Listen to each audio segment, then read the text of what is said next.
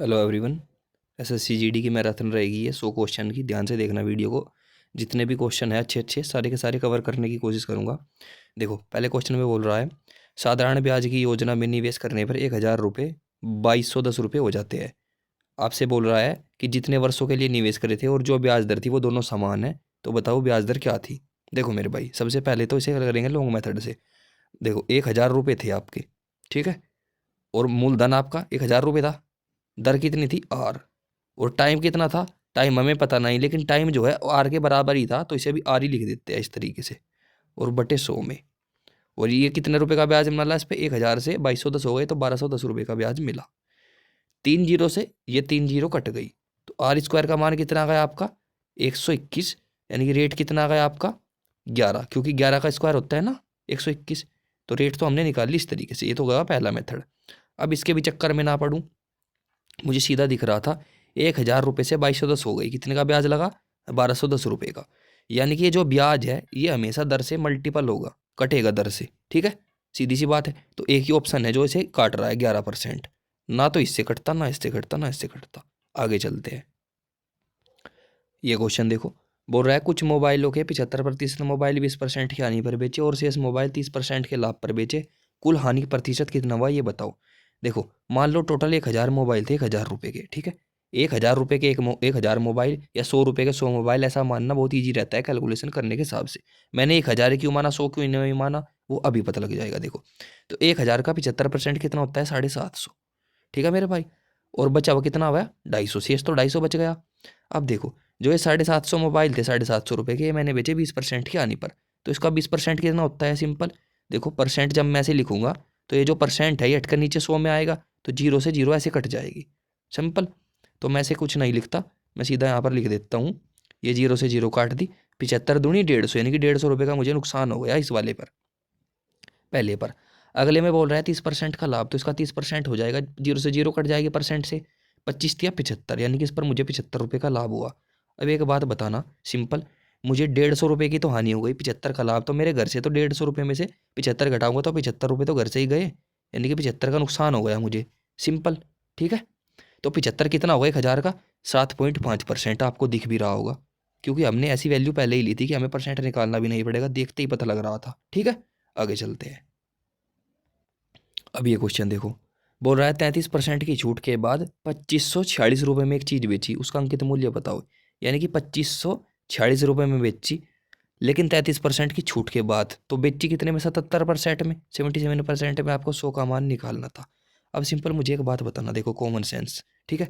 मैं ऐसी क्या संख्या से कटेगा ये, ऐसी क्या संख्या से कटेगा ये जो यहाँ पर 6 आ जाए, क्या संख्या ऐसी रखनी पड़ेगी। देखो ये 2 जीरो है, ये तो इन ऑप्शनों में सब में है, ये 2 जीरो इसमें भी है, इसमें भी है, काट दो, इसमें भी है, इसमें भी है, काट दो। तो मान लो मैंने ये 38 ही रख लिया, ठीक है, समझना 38 रख लिया इस तरीके से, तो 8 सती, देखो 8 सती 56 आ गया 6 लास्ट में, तो 6 इसी में लास्ट में देखो मिल गया, ठीक है। तो यही आपका आंसर।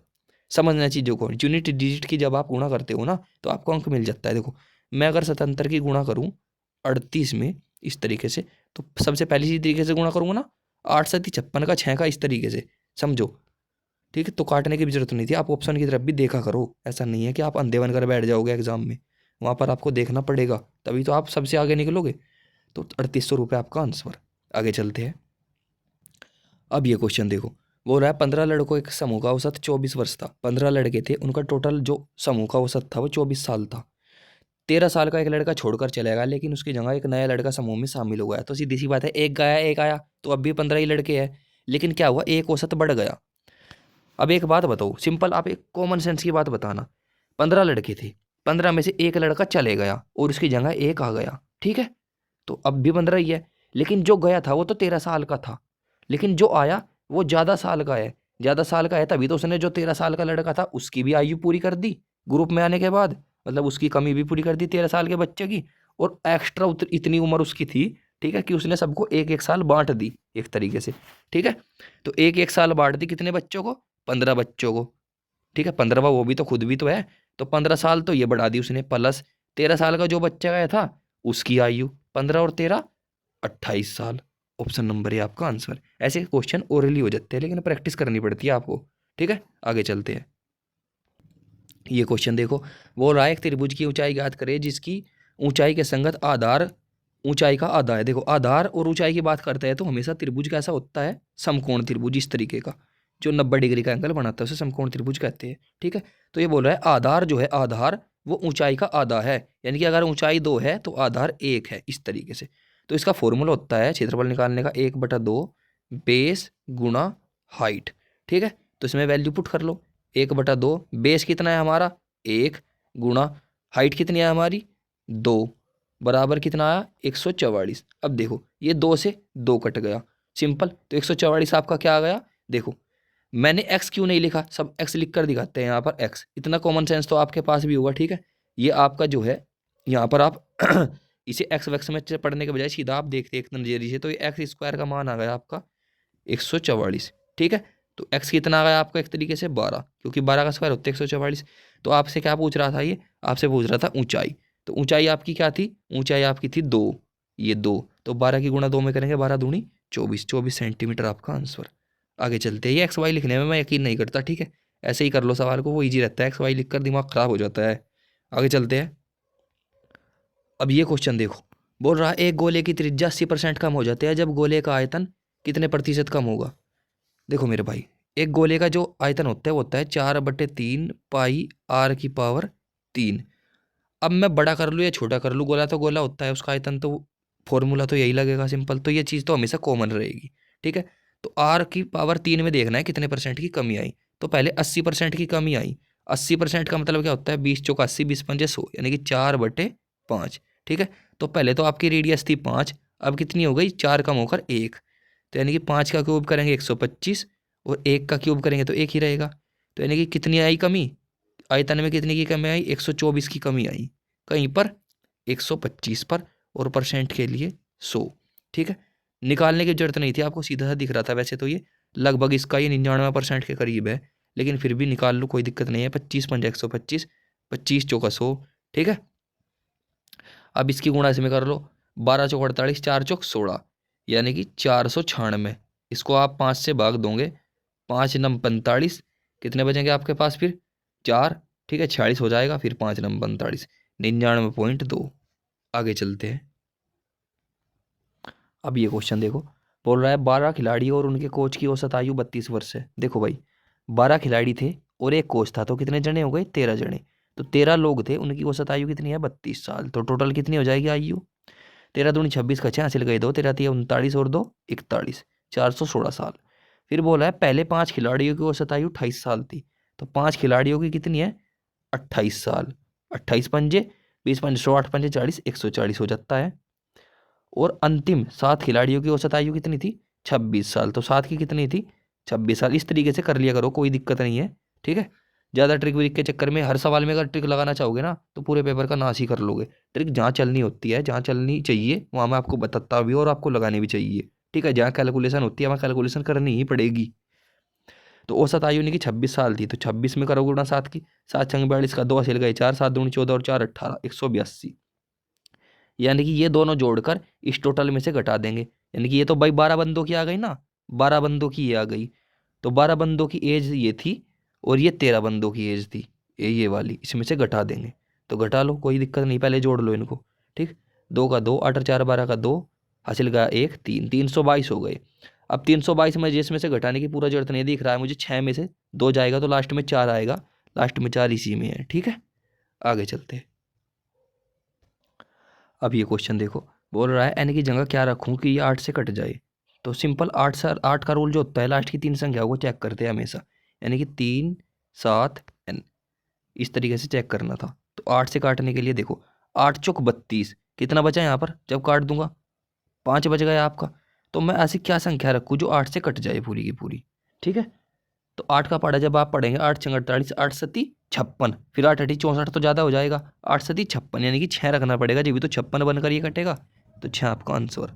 9 सब 9 के भी पूछ सकता है आपके, 3 का भी पूछ सकता है। 9 का रूल ये होता है कि सारी संख्याओं को जोड़ लो, एक एक अंक को टोटल मतलब, और सम करने के बाद देख लो 9 से कट रहा है या नहीं। 3 का भी वही रूल होता है। 4 का होता है अंतिम 2 अंकों में, 2 का होता है लास्ट अंक में देखना होता है 2 से कट रहा है या नहीं। ठीक है, आगे चलते हैं, देखो ये क्वेश्चन देखो, अब जा ए बी सी ने अकेले अकेले काम करते हैं। देखो ए बी सी, 3 लोग हैं, ये 10 दिन में करता है, ये 12 में, ये 15 में। तीनों का एलसीएम लेकर 60 लिख दूंगा, ठीक है। 10 छिका 60, 12 पंजे 60, 15 चौका 60। फिर आगे क्या बोल रहा है, बोल रहा है लेकिन बी ने काम पूरा होने के 3 दिन पहले काम छोड़ दिया। जब भी काम पूरा होने के 3 दिन पहले, 2 दिन पहले, जब भी जितने दिन भी पहले बोले कोई काम छोड़कर चला जाता है तो क्या करना, सिंपल, जिसका भी नाम ले, बी ने छोड़ा ना, बी ने कितने दिन पहले, 3 दिन पहले। रोज कितना काम करता है, 5, तो 5 दिया 15, 15 आ गया, तो ये 15 काम इसमें जोड़ दो 60 में, तो 60 में 15 जोड़ूंगा जब मैं, कितना हो जाएगा 75। तो अब ऐसा मान लो टोटल काम 75 था और ये छोड़कर गया ही नहीं, ठीक। तो अब एक बात बताओ, जब ये छोड़कर गया नहीं तो इस तरीके से देख लो, बस इसे मिटा दो, ठीक है, इसका भी कोई दिक्कत नहीं। टोटल 75 काम था ना। अब रोज कितना करते हैं ये करते हैं 15 काम रोज, तो 15 से भाग दे दूंगा, 75 काम करवाना है, 15 पंजे 75, 5 दिन में कर लेंगे, ठीक है। ऑप्शन नंबर 3, बात खत्म, आगे चलते हैं। अब ये क्वेश्चन देखो, वो बोल रहा है सबसे बड़ी संख्या ज्ञात करो। जब भी आपको सबसे बड़ी बोले ना तो आपको एचसीएफ लेना होता है, ठीक है। छोटी बोले तो एलसीएम लेना होता है। तो एचसीएफ लोगे तो कितना देख लो, इनका अंतर निकाल लो, ठीक है। अंतर निकालने में एचसीएफ ईजी हो जाता है। तो ये हो जाएगा अंतर 34।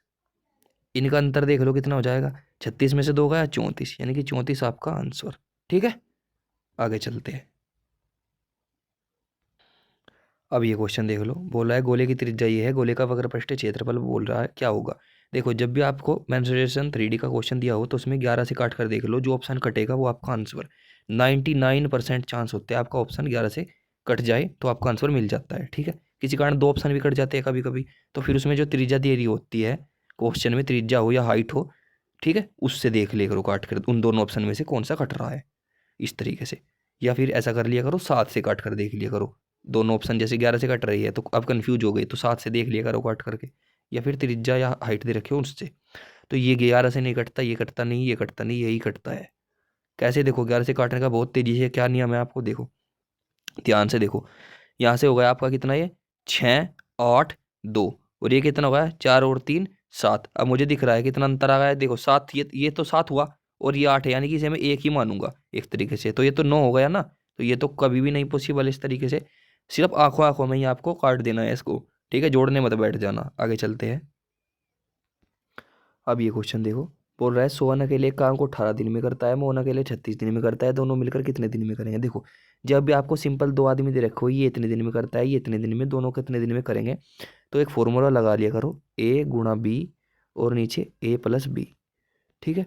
ए गुणा बी कितना है 18 गुणा 36, और नीचे दोनों को जोड़ दो, तो 36 में 18 जोड़ूंगा, 30 10 40 8 48 6 54, 18 3 54, 3 से काटूंगा 36 को, कितनी बार चले जाएगा ये चल जाएगा 18 बार, सॉरी 18 बार नहीं जाएगा 12 बार, ठीक है। तो 12 दिन आपका आंसर।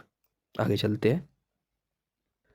अब ये क्वेश्चन देखो, बोल रहा है ए की आय बी की आय से 20% अधिक है, बी की आय सी की आय से 30% अधिक है। देखो ए बी सी 3 जने हैं, ए की आय तो है 20% ज़्यादा बी से, तो मान लो बी की अगर 100 थी तो ए की है 120। फिर आगे बोल रहा है बी की आय सी से 30% ज़्यादा है, ठीक है। तो मान लो सी की अगर 100 थी तो बी की कितनी है 130, इस तरीके से। तो अब इनको काट कर छोटा कर लो, रेशो में बना लो, 0 से 0 काट लो, 0 से 0 काट लो, ठीक है। जहाँ कुछ नहीं होता वहाँ पर सामने वाली संख्या इस तरीके से आ जाती है, आपको पता ही है। तो कर लो गुणा, 13 दूनी 26, 6 हासिल गए 2, तेरे कम 13 और 2 15, 156, ये 130 आ गया, और ये आ गया कितना 100। अब बोल रहा है सी की आय ए से कितने प्रतिशत कम है ये बताओ। तो सी की आय कितनी कम है इससे, देख लो 56 कम है, 56 किससे, किसकी बात कर रहा है, ए से, ठीक है।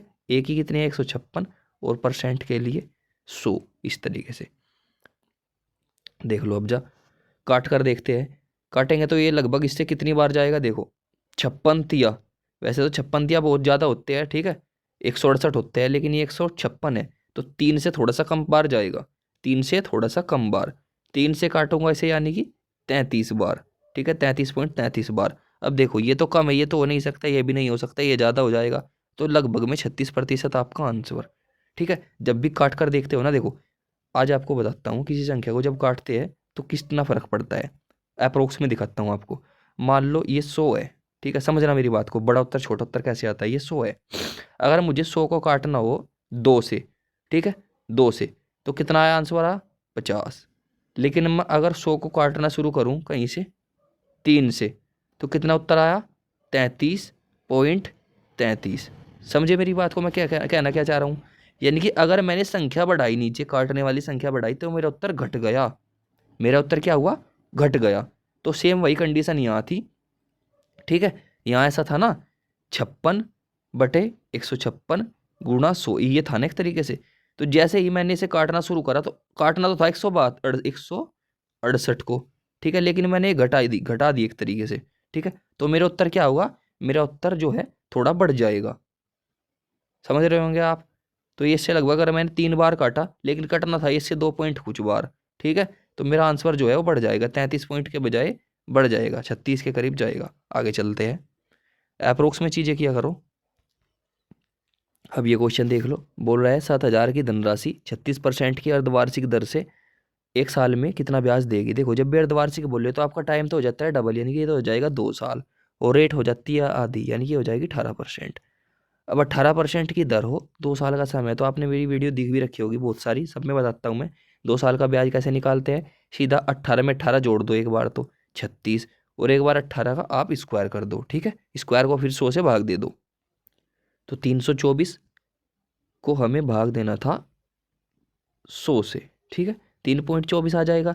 तो 3.24 आ गया ये, तो 3 इस साइड में जोड़ दूंगा तो कितना होगा, 39.24, इतना हमें ब्याज मिलेगा, ठीक है, 2 साल में। तो सिंपल आपको 7,000 का निकालना था 39.24, लेकिन मैं 39.24 नहीं निकालूंगा, मैं सिर्फ इसका 39% निकालूंगा, या 39 भी नहीं, मैं 40% निकालूंगा इसका। अप्रोक्स में लेकर चलेंगे चीज़ों को। 2 जीरो से 2 जीरो काट ली, 7 चौक 2800 रुपये का ब्याज मिलेगा। लेकिन मैंने थोड़ा सा ज़्यादा माना ना, तो थोड़ा सा कम करना पड़ेगा ब्याज मुझे, 2800 की जगह 2740 मेरा आंसर, ठीक है। क्यों मैंने अप्रोक्स में लिया, क्योंकि ऑप्शन बहुत दूर दूर थे। आगे चलते हैं, ये क्वेश्चन देखो, बोल रहा है 28,875 रुपये के अंकित मूल्य वाली एक वस्तु है, ठीक है, उस पर 20% की छूट देने के बाद 40% का लाभ अर्जित करता है, तो उसका कॉस्ट प्राइस हमको बताना था। मैंने फॉर्मूला बता रखा है कितनी बार, मार्कअप प्राइस बटे कॉस्ट प्राइस बराबर, जब भी आपको लाभ हो तो ऊपर जोड़ दो, ठीक है, 40 का लाभ हो तो 140 हो जाएगा, और हानि हो तो, सॉरी, डिस्काउंट दिया जाए तो घटा दो नीचे से, तो 100 में से 20 गया 80। इस तरीके से 0 से 0 काट दूंगा, इसे और भी छोटा कर दूंगा तो ये आ जाएगा 2 से काटने पर 7, और ये आ जाएगा 4, यानी कि मार्कअप प्राइस 7 रुपये और कॉस्ट प्राइस 4 रुपये। लेकिन क्वेश्चन के हिसाब के मार्कअप प्राइस कितना दे रखा है, 28,875। अब देख लो ये इसका कितना गुणा है, यानी कि इससे कितने बार कट रहा है, 7 चौक 28, 7 एकम 7, 7 दूनी 14, 7 पंजे 35, 41-25 बार ये कट गया। अब इसकी गुणा इसमें करनी थी आपको, 4 चौक 16,000 तो ये, और 125 चौका कितने हो गए आपके 500, यानी कि 16,500 आपका आंसर। आगे चलते हैं, अब ये क्वेश्चन देखो, बोल रहा है 2 वर्ष के लिए 35% की दर से 21,500 का मूलधन पर कितनी धनराशि प्राप्त होगी। यानी कि इसमें मूलधन में आपको ब्याज जोड़कर फिर मिश्र धन बताना था। तो देखो 35% की दर 2 साल में कितना ब्याज मिलेगा, सिंपल वही फॉर्मूला देखो बता ही देता हूँ, R+R+R² बटे 100, ठीक है। R को जोड़ूंगा तो कितना हो जाएगा 70, प्लस R², इसका 35 का स्क्वायर कितना होता है, देखो मैंने बताया था जिस भी संख्या के लास्ट में 5 है उसका स्क्वायर कैसे करते हैं, जैसे ये 35 है, 35 का स्क्वायर कैसे करेंगे, 5 पंजे 25, और फिर आगे 3 है, 3 से अगली संख्या क्या होती है 4, 3 चौक 12, तो 1225 आ गया। तो 1225 को भाग दूंगा 100 से, तो 12.25 हो जाएगा, सिंपल, यहाँ पर पॉइंट आ जाएगा बीच में, तो जोड़ूंगा तो कितना हो गया 82.25, मुझे मिला गया 82.25 का ब्याज, ठीक है, ये मेरा ब्याज निकल करके आ गया। तो सिंपल 21,500 पर मुझे 82% निकालना था, अप्रोक्स में निकाल लेता हूँ 82%, ठीक है। तो 82 के बजाय मैं 83 निकालता हूँ, चलो मैं एक्स्ट्रा ही निकालता हूँ, ठीक है, 82 में नहीं 83 मानता हूँ, 83% निकालता हूँ, तो 21,500 का 83%, ठीक है, 2 जीरो से 2 जीरो काट लो। अब 215 की गुणा 83 में करनी है, कुछ लोगों के लिए पार्ड होगा, लेकिन ईजी है, इतनी बड़ा काम नहीं है। देखो 2 तिये 600, 15 तिये 45, 645 का 5 का हासिल गए 64, फिर 8 में करनी है, 8 दूनी 1600, 15 अट्ठे 120, यानी कि 1720 तो वो, और 64 ये 1784, तो 1784 ये आ गया, यानी कि 17,845 रुपये का आपको ब्याज मिलेगा। अब मूलधन था मेरा 21,000, एक सेकंड, 21,500 में जोड़ना था, तो जोड़ दो, 21 10 31, 7 38,000 तो ये हो गए मेरे, 8 और 5 13, 39,345, ठीक है, 39,345 रुपये मेरे बैठ गए। अब एक बात बताओ, जब मैंने 82% ब्याज निकालना था 82.25, लेकिन मैंने एक्स्ट्रा निकाल दिया 83 का, जब जाकर 39,345 हो गए। तो ये तो कहीं तक भी नहीं बैठते, एक ही आंसर था। ठीक है, आगे चलते हैं। अब ये क्वेश्चन देखो, बोल रहा है दीपक ने ए वस्तु खरीदी, क्रय मूल्य से 22% अधिक मूल्य पर अंकित किया और उसे फिर 15% की छूट पर बेच दिया। कुल लाभ हानि बताओ कितना हुआ। देखो जब भी आपको 2% ऐसे दे रखे हो ना क्वेश्चन में, और कुछ नहीं दे रखा हो ज़्यादा, तो एक फॉर्मूला होता है x+y, ठीक है, plus minus x plus minus y plus minus XY/100। इसमें रख लिया करो, इजी तरीके से आपका आंसर मिल जाएगा। जैसे 22% अधिक मूल्य अंकित करा तो +22, फिर छूट दी तो माइनस में होते हैं छूट हमेशा, तो -15, और प्लस माइनस क्या होता है माइनस, तो यहाँ पर माइनस आएगा, और फिर दोनों की गुणा। 15 दूनी 30 300, 15 दूनी 30 30, यानी कि 330 आ जाएगा। इसे भाग दूंगा 100 से, तो ये 3.30 हो जाएगा मेरा। ठीक है, तो इसे मिटा लेता हूँ, लिख देता हूँ यहाँ पर इस तरीके से 3.30। अब देखो इन दोनों को घटाऊँ तो कितना आएगा 7, 7 में से भी 3.30 गए, तो 7 में से पहले 3 घटाओ 4 बचा, 4 में से 0.30 घटाओ तो 3.70 आपका आंसर। आगे चलते हैं। 3.70 का लाभ हो गया, कभी हानि चिपका दो, क्यों? क्योंकि ये प्लस का था ना, प्लस की संख्या बड़ी होती है, जिस पर भी चिन्ह जो लगा रहता है, देखो बड़ा कौन सा है उनमें से, उसी का चिन्ह आता है। तो इन दोनों में से बड़ा कौन सा है, प्लस का 7 ही तो बड़ा है ना, तो इसीलिए लाभ हुआ। आगे चलते हैं। ये क्वेश्चन देखो, बोल रहा है 5 क्रमागत विषम संख्या का औसत 19 है, इन 5 संख्याओं में सबसे बड़ी संख्या कौन सी है। देखो 1 2 3 4 5, औसत किसे कहते हैं, बीच वाले को हमेशा। 2 इधर छूट गई, 2 इधर छूट गई, ठीक है, तो ये है 19, विषम संख्या है ना, यह 19। अगली विषम क्या होगी 21, अगली क्या होगी 23, तो ये आपकी सबसे बड़ी 23। आगे चलते हैं, देख लो ये क्वेश्चन देख लो, बेलन का वक्र पृष्ठीय क्षेत्रफल पूछ रहा है, 11 से काट कर देख लो, 11 से ये तो कट गया भाई, 7 और 2 9, और 9 बराबर हो गए दोनों साइड में, ठीक है, ये नहीं कटता। 7 और 4 11, ये भी नहीं कटता। 8 और 2 10 6, ये भी नहीं कटता। आपका आंसर मिल गया। आगे चलते हैं। अब ये क्वेश्चन देख लो, आपसे बोल रहा है दो संख्या का अनुपात 3 4 है, उनका HCF 5 है, एलसीएम बताओ। देखो मुझे यही संख्या मान लो, यही संख्या है, ठीक है, तो 4 3 का एलसीएम कितना आ गया 12, ठीक, तो 12 की HCF में गुणा कर दो, 12 5 60 आपका आंसर। एक तरीका तो ये है, एक तरीका ये है, थोड़ा सा आपको बच्चों की तरह और भी करना है, तो HCF की गुणा अगर मैं अनुपात में कर देता हूँ तो मुझे संख्या ही मिल जाती है। जैसे 4 5 थी या 15, पहली संख्या 15 थी और 5 चौक 20, दूसरी 20 थी, दोनों का एलसीएम लूंगा तो भी 60 ही आएगा। ठीक है, आगे चलते हैं। अब ये क्वेश्चन देखो, एक आदमी क्रमशः 7 14 21 28 की स्पीड से 10 किलोमीटर की 4 समान दूरी तय करता है, एवरेज स्पीड बताओ। देखो एवरेज स्पीड का सिंपल फॉर्मूला होता है टोटल डिस्टेंस बटे टाइम।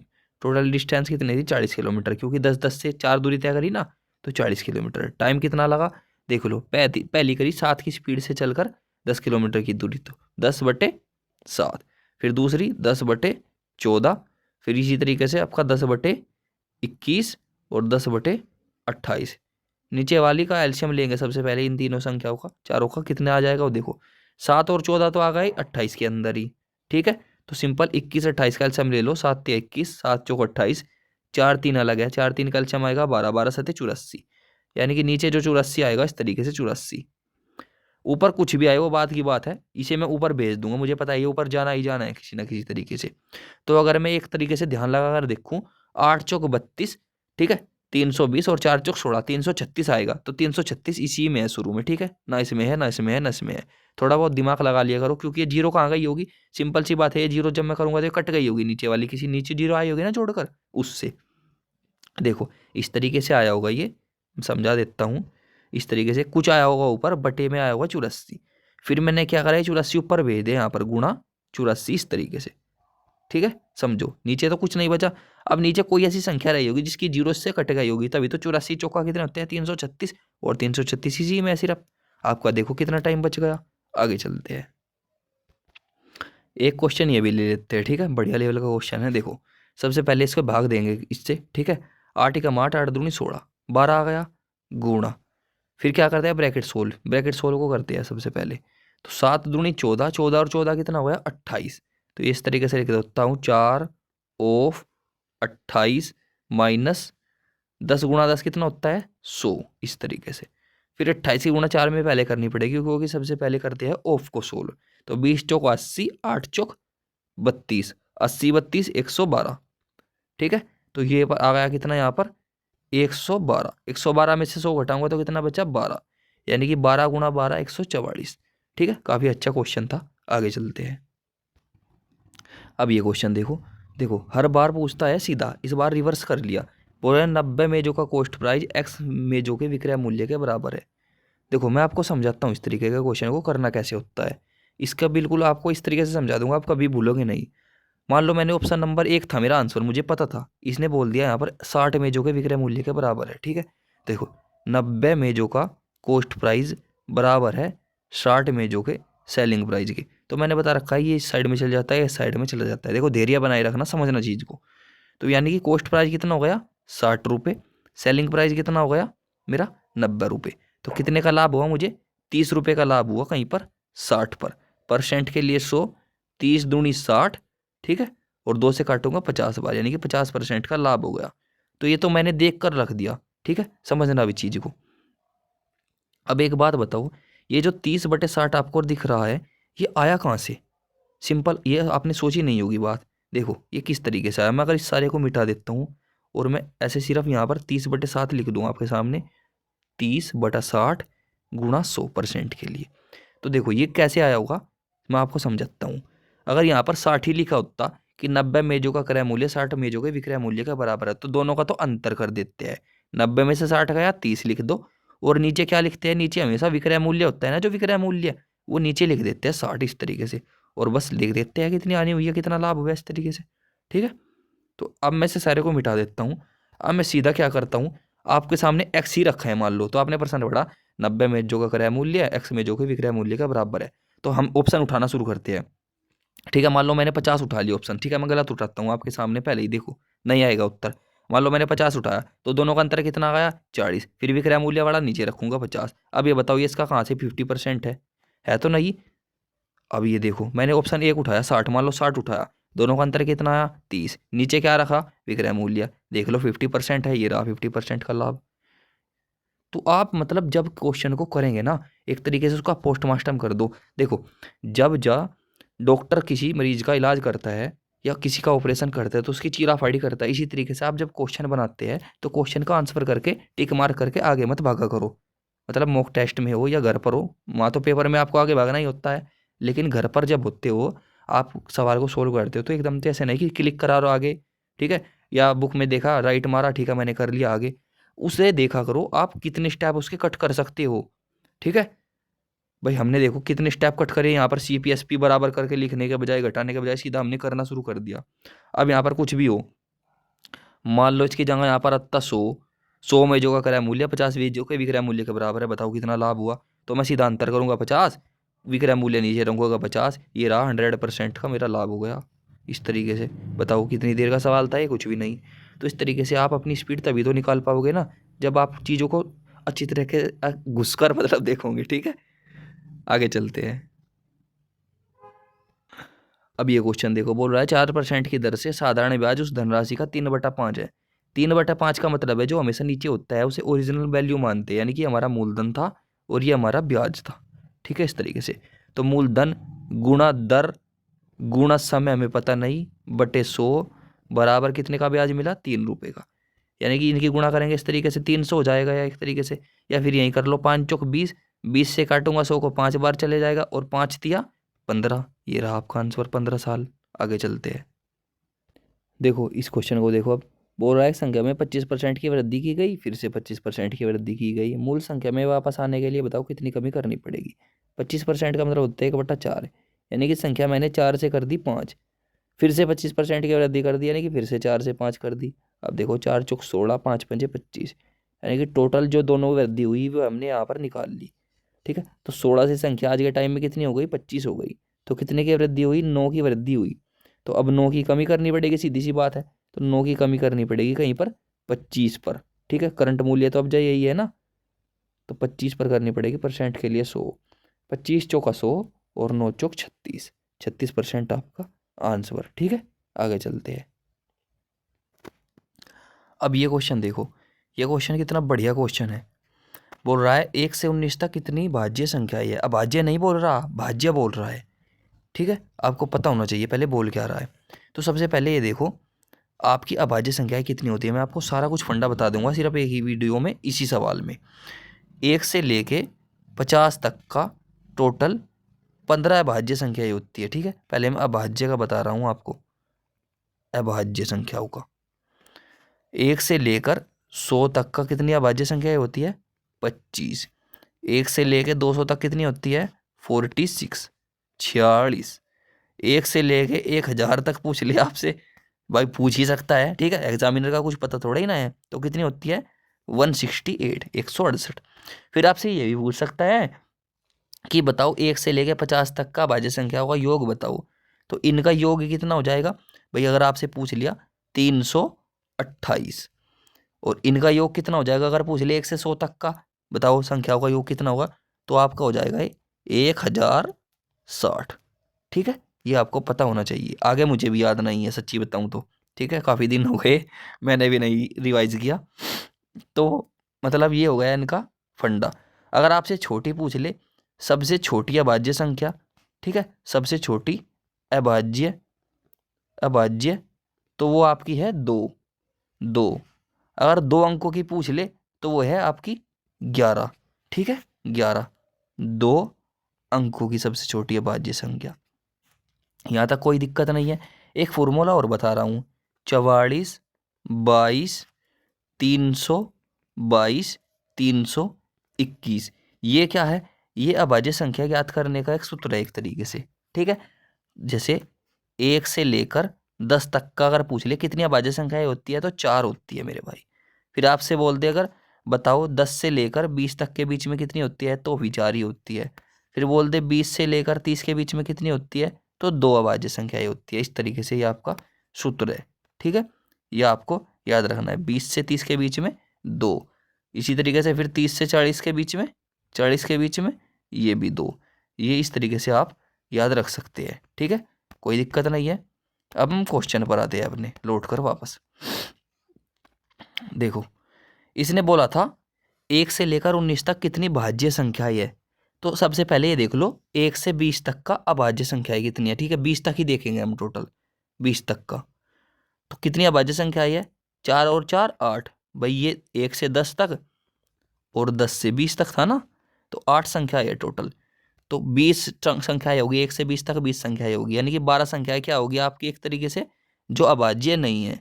अब इन 12 संख्याओं में से भी देखो, इसने एक तो 20 को काउंट नहीं किया, इनने पूछा 1 से 19 तक का। तो टोटल कितनी संख्याएं होगी? 11 संख्याएं। 11 संख्याएं में से जो एक है ना, एक आपका एक, ये ना तो भाज्य है और ना अभाज्य है। ये एक ऐसी संख्या है, ये ना भाज्य है ना अभाज्य है, तो ये भी आप नहीं काउंट करेंगे। तो बची कितनी? 10। 10 संख्या है आपका आंसर। इस तरीके से आपको इसको देखना था। ठीक है, पूरा मैंने बता दिया सब कुछ। आगे चलते हैं। अब ये क्वेश्चन देखो, बोल रहा है एक व्यापारी 4500 रुपये प्रति शर्ट की दर से 2 शर्ट बेचता है। ठीक है, एक पर 20% का लाभ होता है, दूसरी पर 40% की हानि। तो 20% का मतलब क्या होता है? 20% का मतलब होता है 1/5। ठीक है, 40% का मतलब क्या होता है? 40% का मतलब होता है 2/5। ठीक, अब देखो, पहली पर आपको हुआ लाभ, तो यानी कि कॉस्ट प्राइस इस तरफ, सेलिंग प्राइस इस तरफ, यानी कि आपने 5 रुपये की चीज़ खरीदी, 6 में बेच दी। फिर अगली पर आपको 2/5 की क्या होती है? हानि, यानी कि 5 रुपये की चीज़ आपने 2 रुपये कम में कर 3 में बेच दी। अब क्वेश्चन में बोल रहा है दोनों शर्ट जो है समान मूल्य पर बेचता है। अब बताओ यहाँ पर समान मूल्य कहाँ से आया? ये तो 6 है, ये 3 है, तो इसे समान बनाने के लिए यहाँ पर 2 से गुणा करनी पड़ेगी नीचे भी। ठीक है, यानी कि अब ये दोनों समान हो गई 6 रुपये की, तो ये कितना हो गई? ये हो गई 10 रुपये की, ये वाली। तो टोटल एक तरीके से देखूं तो हमने दोनों शर्ट को कितने में बेचा? 4500 रुपये में। ठीक है, दोनों शर्ट को कितने रुपए में बेचा? 4500 रुपये में। लेकिन आपको क्या करना है? आपको उस 45 से कोई मतलब नहीं रखना है। ठीक है, आपको सिर्फ इससे मतलब होना चाहिए। देखो, हमने 10 में ये खरीदी थी और 5 में ये 15, तो टोटल 15 रुपये में हमने खरीदी थी, और बेची कितने में? 6 में ये बेची, 6 में ये बेची, 12 में बेच दी। तो बस इसी पर लाभ हानि आपको निकालनी थी ना, तो इसी पर निकाल लो। उससे क्या मतलब है 4500 से? ठीक है, तो 15 रुपये की चीज़ 12 में बेच दी, तो कितने का आपको लॉस हुआ? 3 रुपये का लॉस हुआ कहीं पर। 15 रुपये पर परसेंट के लिए 100, 3 पंजे 15, 5, 5 से काटेंगे 20 बार, यानी कि 20% का आपको हानि हो गया। आगे चलते हैं। अब ये क्वेश्चन देखो, 36 वस्तु बेचने पर एक दुकानदार को 9 वस्तुओं के विक्रय मूल्य के बराबर लाभ होता है। लाभ प्रतिशत ज्ञात करो। देखो, पिछली बार मैंने एक वीडियो बनाई थी प्रॉफिट लॉस की, उसमें जल्दी जल्दी में मेरे से क्वेश्चन गलत हो गया था। ठीक है, मैंने क्या करा, मैंने घटाने के बजाय डायरेक्ट उसे नीचे लिख दिया था। तो बहुत से भाइयों के कमेंट थे कि भैया आपने क्वेश्चन गलती करा दिया। देखो भाई, जल्दबाजी में मुझसे भी हो जाता है, ऐसी बात नहीं है। ठीक है, कभी ध्यान इधर उधर हो जाता है, बोलता कुछ लिख कुछ और देता हूँ। आपने देखा भी होगा किसी किसी वीडियो में, किसी किसी पॉइंट में ऐसा हो जाता है। तो यही क्वेश्चन से मैंने इसीलिए कलेक्ट किया है। देखो, 36 वस्तु बेची और 9 वस्तुओं के विक्रय मूल्य के बराबर मुझे लाभ हुआ। ठीक है, यानी कि उन 36 वस्तुओं में मेरा लाभ भी छिपा हुआ था एक तरीके से। तो 36 में से 9 गया, कितना बचा? 27। तो मेरा 27 रुपये कॉस्ट प्राइस आ गया। ठीक है, और 9 रुपये का मेरा लाभ आ गया। तो 9 रुपये का मुझे लाभ हुआ, 27 पर परसेंट के लिए 100। 9 से कटेगा 3 बार और 3 से भाग दूंगा 33.33। आपको पता ही आता है 100 को भाग देने पर 3 से, आपका आंसर। आगे चलते हैं। अब ये क्वेश्चन देखो, बोल रहा है एक धनराशि साधारण ब्याज पर 12 वर्षों में 3 गुना हो जाती है। बताओ 5 गुना कितने सालों में हो जाएगी? देखो, मान लो 1 रुपया था और 3 गुना हो गया। ठीक है, तो कितने रुपए का ब्याज लगा? 2 रुपये का ब्याज लगा। 2 रुपये का ब्याज कितने सालों में? 12 सालों में। 12 सालों में 2 रुपये का ब्याज लगा। अब सिंपल मुझे ये बात बताना आप, 1 रुपये से 5 गुनी होनी है धनराशि, तो कितने रुपए का ब्याज लगेगा? 4 रुपये का ब्याज। ठीक है, 4 रुपये का ब्याज। ये कितने सालों में लग जाएगा भाई जी? 2 रुपये का ब्याज 12 सालों में लगा, तो 4 रुपये का ब्याज 24 सालों में लग जाएगा। सीधी सी बात है। तो 24 साल आपका आंसर। आगे चलते हैं। अब ये क्वेश्चन देखो, बोल रहा है x1 x2 से 11% ज़्यादा है। देखो, एक x1 है जो कि x2 से कितना ज़्यादा है? 11%। यानी कि अगर x2 100 है तो ये 111 है। फिर बोल रहा है और x3 से 67% कम है। कौन? x1। तो एक x3 है, अगर वो 100% है तो उससे 67% कम है, यानी कि 33% है सिर्फ x1। मैंने बताया था जहाँ इसे रेशो बना लो, जहाँ कुछ नहीं होता वहाँ सामने वाली चीज़ आ जाती है। ठीक है, इस तरीके से। अब इनकी गुणा करने के बजाय और फिर x2 का मान दे रखा है, ये उसके मल्टीपल करने के बजाय मैं सीधा क्या करूँगा, इसने पूछा x3 का मान बताओ, तो मुझे x3 का मान जो है इसी के मल्टीपल से ढूंढना पड़ेगा, जो ईजी रह जाएगा मेरे लिए। तो 111 क्या होता है? 37 दिया 111। ठीक है, 37 दिया 111। तो अब मैं ऐसा देखूंगा इसमें से ऑप्शन जो 37 से कट जाए। ठीक है, 37 ही कम 37, बचा कितना मेरे पास? 4 और 3 7, 37 दूनी 74, 7 बच जाएगा शेष फल इसमें, तो ये तो कटता नहीं। फिर दूसरे में देखूँ, 37 ही कम 37, कितना बचा मेरे पास? 4 7 और 3 10। ठीक है, 10 बचा, 107 हो गया ये, 107 हो गया। 37 दूनी 74, कितने बचे मेरे पास? 26वें और 7वें 31, ये भी नहीं कटता। अब ये देखता हूँ, 37 कम 37, 7 बचे, 37 दूनी 72, 3 बचे, 37 कम 37, ये कट गया, पूरा पूरा कट गया 121 बार ये। ठीक है, ये देख लूँ, 37 कम 37, कितना बचा? 10, 104 हो गया। 37 दूनी 74, कितना बचा मेरे पास? 30। ठीक है, ये भी नहीं कटता, ये 307 हो जाएगा बाद में। ठीक है, तो इस तरीके से सिर्फ एक ही ऑप्शन है जो 37 से कट रहा है। आगे चलते हैं। अब ये क्वेश्चन देखो, बोल रहा है यदि किसी संख्या का 15% 120 है तो उस संख्या का 180% बताओ। देखो, 120 की जो वैल्यू है वो 15% के बराबर है, और आपको किसकी बतानी थी? 120 की। ठीक है, 15 अट्ठे 120 और 18 अट्ठे 144, यानी कि आपकी संख्या कितनी आ गई? 1440। एक भाई ने कमेंट कर रखा था कि भाई बेसिक से थोड़ा सा परसेंट बता दो कैसे निकालते हैं। देखो, वो भी बता देता हूँ साथ के साथ। मान लो आपके सामने लिखा है 500। ठीक है, अब मैं 500 का आपको बोलूँ कि मुझे 500 का 10% बताओ कितना होता है। ठीक है, 10%। तो देखो, 500 हर संख्या अपने आप में 100% होती है, तो 500 भी अपने आप में 100% होगा। अब मैं इसका 10% निकालना है, तो इसकी एक जीरो से एक जीरो काट दूं। देखो, पहले तो ये 100% की वैल्यू थी। ठीक है, ये 100% की वैल्यू थी पहले, लेकिन अब मैं क्या करूँ, इसकी एक जीरो से एक जीरो काट दूं, तो 10% की वैल्यू कितनी आ गई? 50। ये रही 50। अगर आप मेरे से 1% की बोलते तो मैं ये जीरो भी हटा देता। 1% की वैल्यू कितनी आ जाती? 5। ठीक है, इसी तरीके से अब कोई भी संख्या ले लो, मान लो 320 है। 320 का मुझे कितना ज्ञात करना है? मान लो 15% ज्ञात करना है, 15%। तो कैसे निकालूंगा? देखो, 320 का 100% है ये अपने आप में, जीरो से जीरो काट दी, यानी कि 10% कितना हो गया? 10% का मान कितना आ गया? 32। और फिर मुझे कितना करना है? 15% का, तो 5 का और चाहिए, तो इसका आधा हो जाएगा, 32 का आधा 16। इस तरीके से 15% का मान कितना आ गया? दोनों को जोड़ दूंगा, कितना हो गया 48। समझे मेरी बात को? इस तरीके से आप परसेंट निकाल सकते हैं, ओरली निकाल सकते हैं जब आप प्रैक्टिस अच्छे से कर लोगे। जैसे 577 है, ठीक है, 577 अपने आप में 100% है। इसका 10% कितना हो जाएगा, तो मैं यहाँ से एक जीरो हटाऊंगा और यहाँ पर पॉइंट लगा दूंगा 57.7। फिर अगर पूछ लूँ 1% कितना होगा इसका, तो ये भी जीरो हटा दूंगा, फिर यहाँ जीरो पॉइंट लगा दूंगा, आपका 5.77 हो जाएगा इसका 1% का मान। इस तरीके से आप प्रतिशत निकाल सकते हैं, ठीक है। अगले सवाल पर चलते हैं। अब ये वाला क्वेश्चन देखते हैं। बोल रहा है 6% की दर से 2 साल में एक धनराशि इतनी हो जाती है, बताओ धनराशि क्या थी। सबसे पहले ये देखो ब्याज कितना लगा, ठीक है, आर वाले फॉर्मूले से। तो 6 दूनी 12 और 6 छंग 36, 12.36% का ब्याज लगा। लेकिन ये वैल्यू है मिश्र धन, तो ये कहीं की वैल्यू के बराबर है 112.36 की, क्योंकि मूलधन 100% भी तो होगा ना। तो 16,854 है 112.36 के बराबर। पॉइंट हटाकर 2 जीरो ऊपर भेज दूंगा, 100 की आएगी 2 जीरो वे परसेंट वाली, ठीक है भाई, परसेंट निकालेंगे ना 100, तो 2 जीरो ही आएंगी, सिंपल। तो इस तरीके से अब मुझे से भाग देने में पसीने नहीं छुड़ाने अपने, मैं सिंपल डिजिट सम लगा कर देखता हूँ। जहाँ भी 9 हो जाएगा उसे खत्म कर देंगे। 5 और 4 9 खत्म, 8 और 1 9 खत्म, 6 और 3 9 खत्म।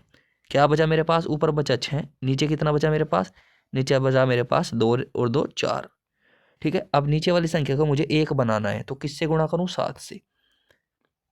7 चौक 28, 28 को भी जोड़ूंगा 8 और 2 10, यानी कि 1 आ गया, देख लो मेरे नीचा, ठीक है। तो ये नीचा है जो नीचा डाउन, यहाँ आ गया 1। अब ये बेचारा 1 हो गया, तो ऊपर भी 7 से गुणा करनी पड़ेगी। तो 6 7 42, और 42 को भी जोड़ूंगा 4 और 2 6, तब तक जोड़ना है जब तक सिंगल डिजिट ना आ जाए। तो कितना है डिजिट सम 6। अब देख लो ना इसमें है ना इसमें है ना इसमें है, 5 और 1 6, इसी का डिजिट सम 6 है आपका आंसर। आगे चलते हैं। अब ये क्वेश्चन देखो, बोल रहा है 5 संख्या का औसत 48 है। तो 5 संख्या का औसत जो है वो 48 है। तो एक तरीके से अगर इनकी गुणा करूँ तो योग आ जाएगा निकल करके, तो कर लेते हैं।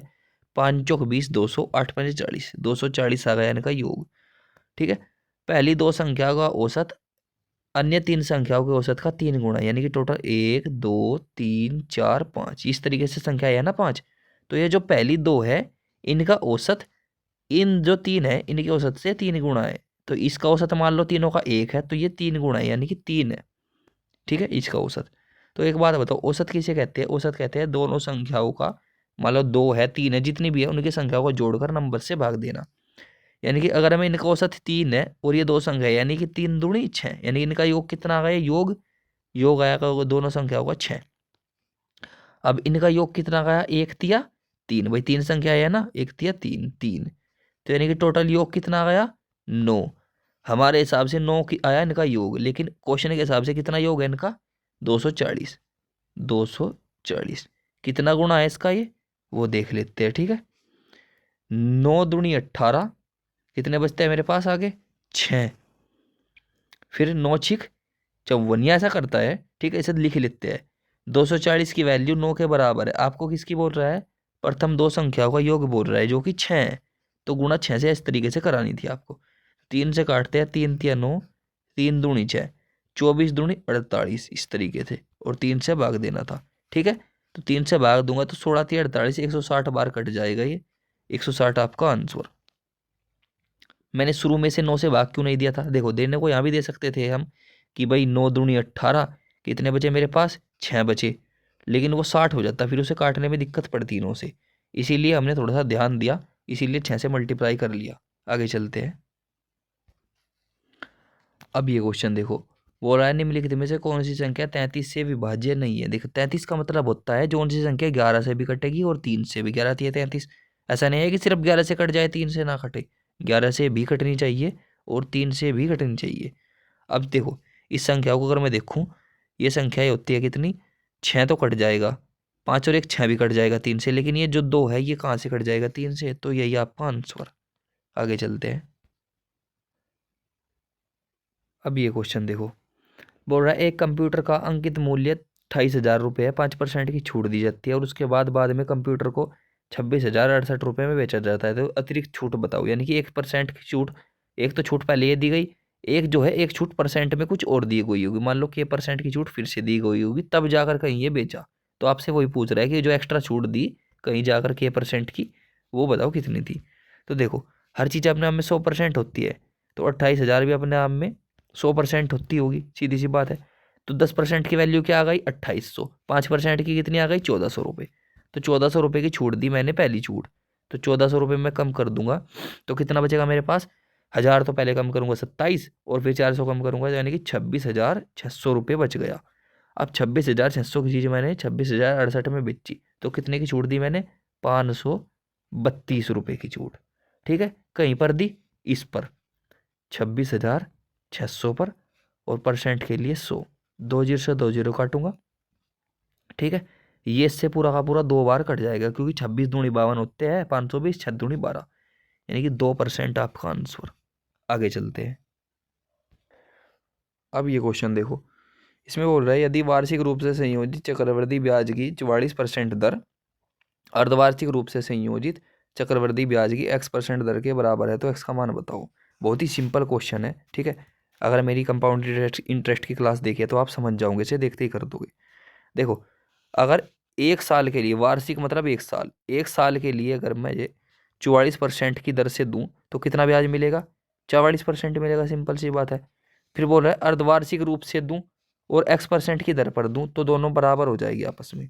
तो एक बात बताओ मुझे सिंपल सी आप, ठीक है, अर्धवार्षिक में क्या होता है, आपकी रेट जो है आधी हो जाती है और जो आपका टाइम है वो डबल हो जाता है, सिंपल, ये तो आपको पता ही होगा। तो मान लो इस क्वेश्चन में आपने जो ये पढ़ा पहला, इस पार्ट को भूल जाओ। ऐसी क्या दर रखूं मैं जो मुझे 2 साल के अंदर 44% दे दे। ठीक है, सिंपल। तो ये 20% एकमात्र ऐसी दर है, क्योंकि आपने पढ़ा होगा मेरा फॉर्मूला, अगर मैंने जो बता रखा है R+R+R² बटे 100 वाला, उसके हिसाब से देखो ये हो गया कितना यहाँ पर 20 और 20 40, प्लस 20 का स्क्वायर करूंगा 400, और 400 को भाग दूंगा 100 से, कितना 4, यानी कि 40 और 4 44%। तो आप देखते ही इसे, ये तो है हमारा निकालने का तरीका, लेकिन देखते ही आप इसे कर सकते थे कि 20 और 20 40, और 20 का स्क्वायर करेंगे 400, 400 को 100 से भाग दूंगा 4 आ जाएगा, तो 44%, ऑप्शन नंबर 1 आपका आंसर। ठीक है, आगे चलते हैं। अब आगे हम देखेंगे 2023 के क्वेश्चन। ठीक है, वो पहले जितने भी क्वेश्चन थे वो थे 24 के, अब 23 के, यानी कि दोनों सालों के मैं लेकर चल रहा हूँ। देखो एक दुकानदार आपने वस्तुओं पर 40% की छूट देता है, 40% की छूट देता है और उसके बाद भी 20% का लाभ अर्जित करता है। देखो मैंने पीछे 2024 में ऐसा क्वेश्चन करा दिया ना, लेकिन 23 वाले में भी आ रखा है, तो सेम पैटर्न वही रहता है, लेवल के वही सवाल होते हैं, बस संख्या चेंज होती है खाली। आप बेकार में डरे रहते हो। जब भी आपको छूट और लाभ हानि एक साथ दे रखी हो तो सीधा मार्कअप प्राइस बटे कॉस्ट प्राइस बराबर, ऊपर आपका जितना लाभ है वो जोड़ दो, 120 हो जाएगा, और नीचे जो है उसे डिस्काउंट को कटा दो 100 में से, तो 60 हो जाएगा। काटूंगा तो 2:1 का रेशो आ गया, यानी कि मेरा मार्कअप प्राइस 2 रुपये था, लेकिन क्वेश्चन के हिसाब से मेरा मार्कअप प्राइस कितना था 2400। तो 2 का मान 2400 है तो 1 का मान 1200 हो जाएगा, सीधी सी बात। तो कॉस्ट प्राइस कितना आ गया मेरा 1200 रुपये, ऑप्शन नंबर 2। आगे चलते हैं। अब ये क्वेश्चन देखो, बोल रहा है मोहन एक टेबल को 2832 रुपये पर बेचता है, यदि उसका लाभ 18% है तो टेबल का क्रय मूल्य क्या होगा। देखो जब 18% के लाभ पर बेचता है, ठीक है, और यहाँ पर कितने में बेचता है 2832 रुपये में, तो 2832 की वैल्यू किसके बराबर है, 18% का लाभ जोड़ दूंगा 100 में तो 118 के बराबर है। आपको ज्ञात करना था 100 का। ठीक है, अब एक बात बताना सीधी सी मुझे, मान लो ये इससे कट गया, ठीक है, यहाँ पर कुछ संख्या आ गई, और जब इसकी 100 में गुणा करूँगा तो बाद में आंसर में 2 जीरो आ जाएगी। देखो सब में इसमें 2 जीरो है, इसमें 2 जीरो है, इसमें 2 जीरो नहीं है, ये भी आंसर नहीं है, ये भी आंसर नहीं है। पहली बात तो ये ऑप्शन की तरफ आपको जरूर देखना है एक बार। अब सीधी सी बात देखना, दिमाग लगा, अगर मैंने ऐसे 24 उठाया, अगर मैं ये 24 बार कट गया मान लो, तो मैं लास्ट डिजिट होता है जो इकाई अंक उसकी गुणा करके देखता हूँ, 8 चौक 32 आ गया 2, ये रहा 2, देख लो। ठीक है, 8 चौक 32। लेकिन अगर मैं इसकी जगह 25 लिख कर देखता, ये वाला ऑप्शन, ठीक है, ये तो 5 अठे कितना होता है 40, यानी कि 0 आता है यहाँ पर।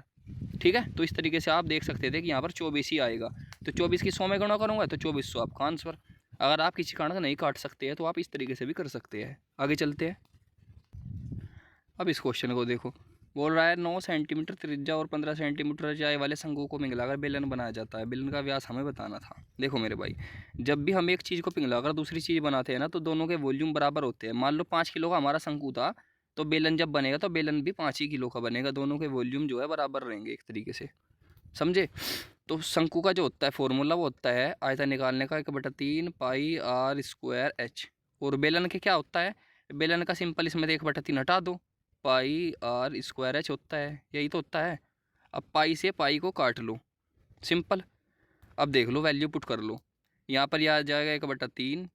आपकी शंकु की त्रिज्या है 9 सेंटीमीटर, तो 9 गुणा 9 और हाइट है 15 गुणा 15, इस तरीके से। और बेलन का आपका कितना है, बेलन का है आपका 45 सेंटीमीटर ऊंचाई दे रखी है सिर्फ, तो आर स्क्वायर तो हमें पता नहीं, गुणा 45, इस तरीके से। अब देखो 3 से काटूंगा इस 9 को, कितनी बार जाएगा, 3 बार, और 15 दिया 45 से 45 कट गया, ये 9 बच गया सिर्फ मेरे पास। तो आर स्क्वायर का मान कितना आ गया, 9, यानी कि रेडियस कितनी आ गई इसकी बेलन की, 3 सेंटीमीटर। 3 का स्क्वायर होता है ना 9। तो अगर मैं व्यास पूछूँ तो जो आपकी त्रिज्या होती है यानी कि रेडियस उसका डबल होता है व्यास, तो 6 सेंटीमीटर आपका आंसर। ठीक है, आगे चलते हैं। अब ये क्वेश्चन देखो, देखो इससे पहले जो मैंने मैराथन बनाई थी 100 क्वेश्चंस की, उसमें मैंने वृत्तीय गति और आपके चोर पुलिस वाले और ट्रेन वाले काफ़ी क्वेश्चन करा दिए थे। ठीक है, तो ये मत सोचना कि इसमें भी वही ऐड करूँगा, जिसने नहीं देखी जाकर उस वीडियो को देख लेना। और उससे अलग मैंने बहुत सारी प्ले लिस्ट बना रखी है। एक तो मैंने बना रखी है SSC GD के PYQ की प्ले लिस्ट, उसमें लगभग मैंने 30 के करीब सेट करा रखे है, किसी किसी वीडियो में 2-2 सेट भी करा रखे हैं, वो भी जाके आप देख सकते हो। और एक टॉपिक वाइज बना रखी है, उसमें मैंने आपका क्या बोलते हैं, कंपाउंड इंटरेस्ट, प्रॉफिट लॉस और एक जनसंख्या वाला, 3 टॉपिक करा रखे हैं, जाकर देख लेना। डिजिट सम भी मैंने यूज करना सिखा रखा है। अब ये क्वेश्चन देखो, इसमें आपसे औसत चाल पूछ रहा है। जब भी आपको जाने की चाल और आने की चाल दे तो औसत चाल निकालने का फॉर्मूला है 2xy, यानी कि x मतलब जाने की चाल, y आने की चाल, और दोनों को जोड़ दो xy को, इस तरीके से। तो 2 गुणा 64 गुणा 16 बटे, दोनों को जोड़ूंगा तो हो जाएगा 80। 16 पंजे 80, 5 बार कट गया, यानी कि 64 दूनी 128, 128 को मुझे 5 से भाग देना था। तो 5 दूनी 10, 2 बजे, 5 बजे 25, 25 पॉइंट इसमें ही है। ठीक है, और किसी ऑप्शन में नहीं है। आगे चलते हैं। अब ये क्वेश्चन देखो, बोल रहा है 80,000 की धनराशि 10% की दर से। ये सारे क्वेश्चन मैंने करा रखी है, ठीक है, ऐसी बात नहीं, लेकिन फिर भी चलो मैराथन है तो मैं सभी टाइप के इंक्लूड करता चल रहा हूँ, लेकिन ये क्वेश्चन मैंने करा रखे है सब। तो 80,000 की धनराशि 10% की दर से 1,17,128 हो जाती है। तो कितने का ब्याज लगा इस पर देखूँ, तो 20 और 10 30 7 37, 37,128 रुपये का ब्याज लगा। कहीं पर लगता है ब्याज, मूलधन पर, यानी कि 80,000 पर लगा। इस तरीके से 80,000 की 2 जीरो तो कट ही जाएगी भाई, 100% ऐसे लिखूंगा ना, 2 जीरो उससे कट जाएगी, तो लिखने की क्या जरूरत है। तो 800 से भाग दूंगा, देखना कितना परसेंट है इसका। 800 से 4 संख्या को भाग दूंगा, 8 चौक 3200, 3200 घटाऊंगा 3712 में से, तो कितने बचे 512, और 8 ये उतार लिया, यानी कि 5128। अब इसे भाग दूंगा, 8 सती 56 तो ज़्यादा हो जाएगा, 8 छंग 48, 6 बार चलेगा, यानी कि 46 पॉइंट कुछ मेरा आ जाएगा। अब मुझे सिंपल सी एक बात बताना आप, जब 10% की दर हो, 4 साल का टाइम हो, सिंपल इंटरेस्ट आपको कितना मिलता है, 40%। जब सिंपल इंटरेस्ट 40% मिल जाता है 4 साल में, तो कंपाउंड इंटरेस्ट होता है हमेशा थोड़ा सा ज़्यादा सिंपल इंटरेस्ट है, यानी कि थोड़ा सा ज़्यादा है ना 40%, तो ये भी 4 साल ही रहा होगा, सीधी सी बात है, 4 साल आपका आंसर। आगे चलते हैं, मेरा यही तरीका है। ठीक है, जो नए जुड़े हैं उन्हें थोड़ा सा अजीब लग सकता है, क्योंकि एकदम से चौंक जाते हैं वो इसे देख करके, लेकिन जो पहले से जुड़े हुए हैं, काफ़ी दिन से फॉलो कर रहे हैं, उन्हें पता ही है हम कैसे क्वेश्चन को उड़ा देते हैं। आगे चलते हैं।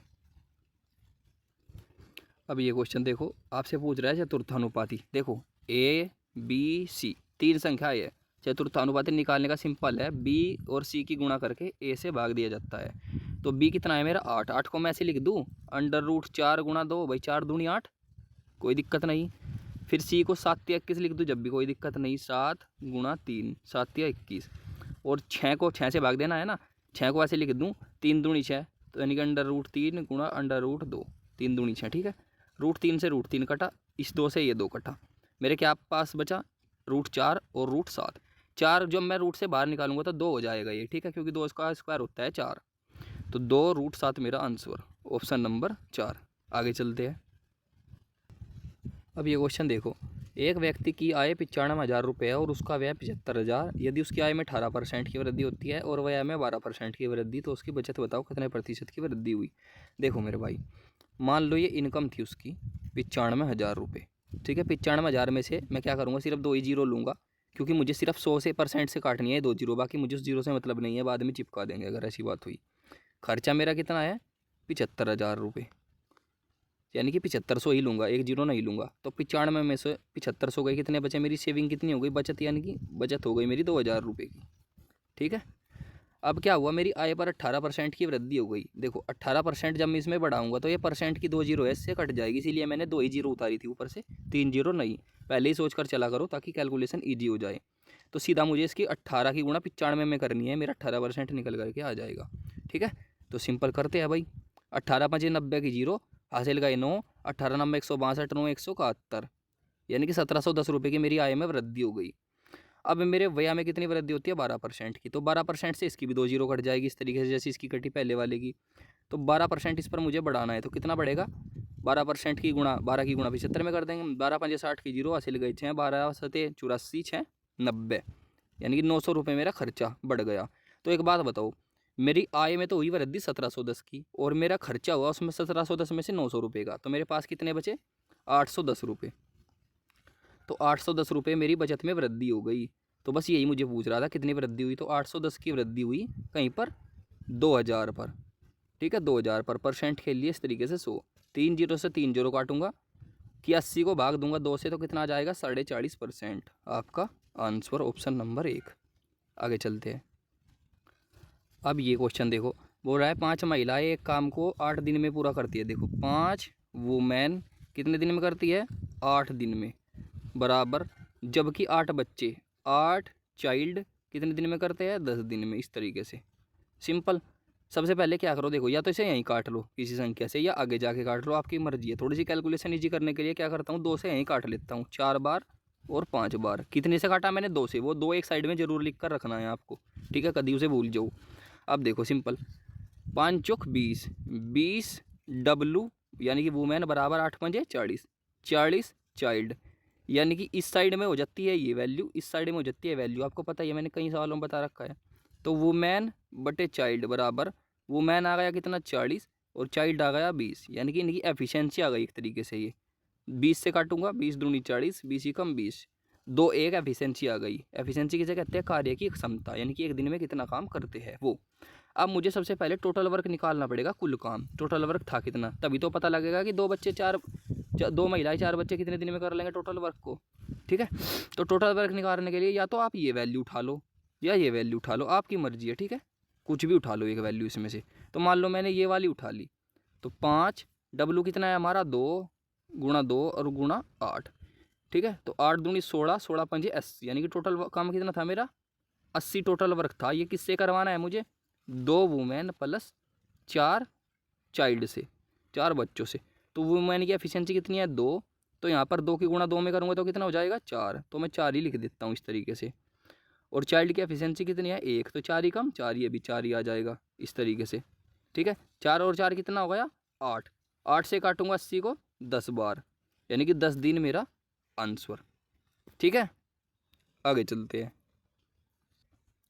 अब एक और बात याद रखना, ठीक है, कुछ को इनफेक्ट कन्फ्यूजन हो सकता है एक तरीका का कि भैया आपने जब 4 से काट दिया था, एक सेकंड, 4 से काट दिया था तो टोटल जब वर्क निकाला तो 4 की गुणा क्यों नहीं की? ठीक है, उसमें वो उससे नहीं, इसलिए नहीं की क्योंकि बाद में हमें 2 से गुणा करनी पड़ती, भाई आधा कर दिया था ना, तो इसलिए हमने पहले ही टोटल 8 ही ले लिया टोटल वर्क के लिए।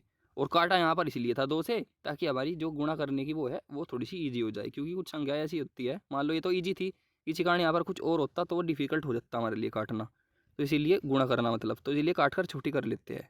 आगे चलते हैं। ये क्वेश्चन देखो, ए एक पेंटिंग को 12 दिन में पेंट कर सकता है, सीधा ए एक काम को 12 दिन में करता है, बी 8 दिन में और सी 10 दिन में। तीनों का एलसीएम कितना ले लूँ? 120, 12 दाम 120, 15 अट्ठे 120 और 12 दाम 120।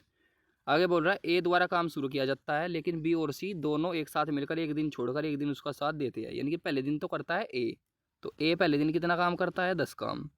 फिर अगले दिन तीनों करते हैं मिलकर, बी सी भी आ जाते हैं, तो कितना हो जाएगा तीनों का काम? टोटल 37, यानी कि 37 काम करते हैं अगले दिन। तो इस तरीके से 2 दिन में कितना काम हुआ? 47। अब जब 2 दिन में 47 काम हुआ, ठीक है, तो 4 दिन में कितना हो जाएगा? 47 का डबल, यानी कि कितना? 94। तो 4 दिन में कितना हुआ? 94 काम। और फिर 5 दिन में, 5वें दिन कौन आएगा? अकेला ए आएगा, वो कितना काम करेगा? 10। तो कितना हो जाएगा 5वें दिन? 104 काम। अब हमें टोटल कितना काम करना था? देखो 104 काम हो जाएगा, हमें टोटल करना था 120 काम, अब यानी कि जो छठा दिन है वो आपका पूरा नहीं लगेगा, अगर सीधी सी बात है 5 दिन से थोड़ा सा एक्स्ट्रा लगेगा, तो इसी ऑप्शन में है 5.4।